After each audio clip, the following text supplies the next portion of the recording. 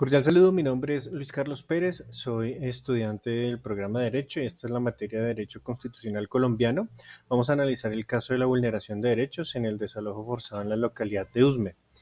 El resumen del caso es que en la localidad de Usme, en Bogotá, Colombia, un grupo de familias que residían en un asentamiento informal durante más de 10 años fueron desalojados por la fuerza por orden de la alcaldía local. La medida se tomó con el fin de demoler las viviendas y construir un proyecto de vivienda social.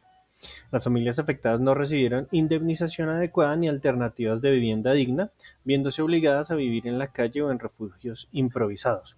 El desalojo se llevó a cabo sin una orden judicial previa y sin garantizar el derecho a la defensa de las personas. Los derechos vulnerados que aquí podemos encontrar son el derecho a una vivienda digna, que está estipulado en el artículo 51 de la Constitución, que establece que todos los colombianos tienen derecho a una vivienda digna. Este derecho implica no solo un techo, sino condiciones de habitabilidad, de seguridad y de acceso a servicios públicos. En el caso de la localidad de Usme, este derecho fue vulnerado al no ofrecerles alternativas de vivienda adecuadas a las familias que fueron desalojadas. El otro es el derecho a un debido proceso, en el que está estipulado en el artículo 29 de la Constitución. El debido proceso garantiza que nadie puede ser privado de sus derechos sin un juicio justo y con las garantías legales. El desalojo en la localidad de Usme se realizó sin una orden judicial previa, lo que violó este derecho fundamental. Las familias no tuvieron la oportunidad de defenderse ni de presentar sus argumentos ante un juez.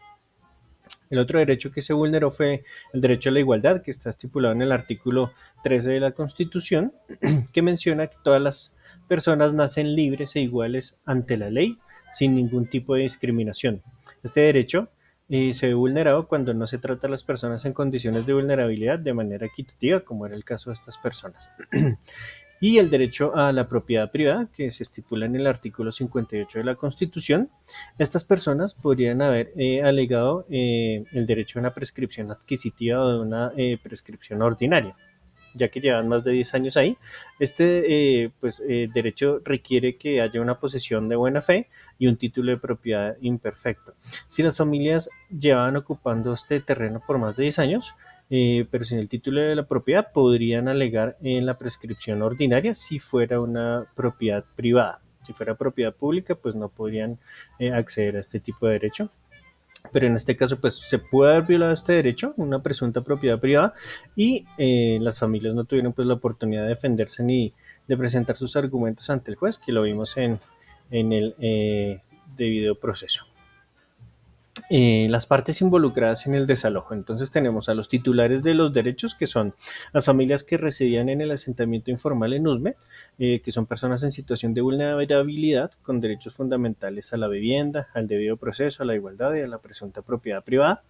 Y la persona jurídica que ocasiona la afectación, en este caso fue la alcaldía local de Usme, que fue el responsable de la orden de desalojo y de la ejecución de la misma, encargada de garantizar los derechos de los ciudadanos en la jurisdicción. Entonces, pues, digamos que en teoría debería garantizar los derechos, pero pues aquí se vulneraron por parte de ellos. Ahora vamos a ver los diferentes impactos que genera esta decisión y este acto que se produjo. El impacto político. El desalojo evidencia la falta de políticas de viviendas sociales efectivas en Bogotá. La actuación de la alcaldía local genera desconfianza en las instituciones y en el Estado de Derecho, y se pone en tela de juicio la capacidad del Estado para proteger los derechos de las más vulnerables. La falta de participación ciudadana en la toma de decisiones agrava este tipo de problemas. El impacto económico. Las familias desalojadas pierden sus hogares, pertenencias y los medios de subsistencia.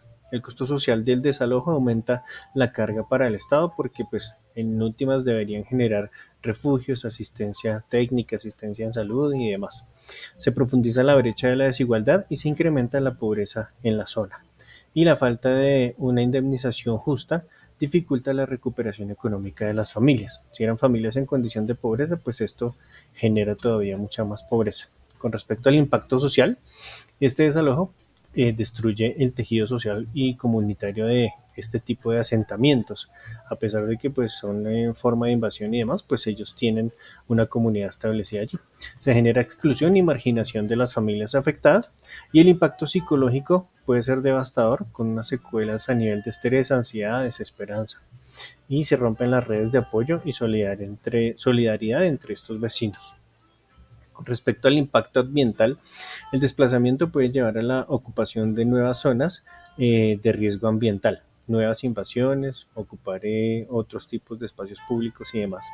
La construcción del proyecto con el que supuestamente pues era la excusa para desalojarlos, puede tener impactos en el entorno natural y urbano también. La falta de planeación urbana adecuada puede agravar los problemas ambientales y la acumulación de desechos en las calles y la falta de servicios sanitarios puede generar problemas de salud pública. Con respecto al impacto cultural, el desalojo implica pérdida de la identidad, el arraigo de la comunidad a su territorio, se destruye la memoria colectiva y las tradiciones culturales del asentamiento y se dificulta la transmisión de conocimientos y valores culturales a las nuevas generaciones. Se produce también un desarraigo que afecta la identidad de las personas y en este caso más el de los niños. Y bueno, como conclusiones, el desalojo en la localidad de Usme es un claro ejemplo de la vulneración de los derechos fundamentales.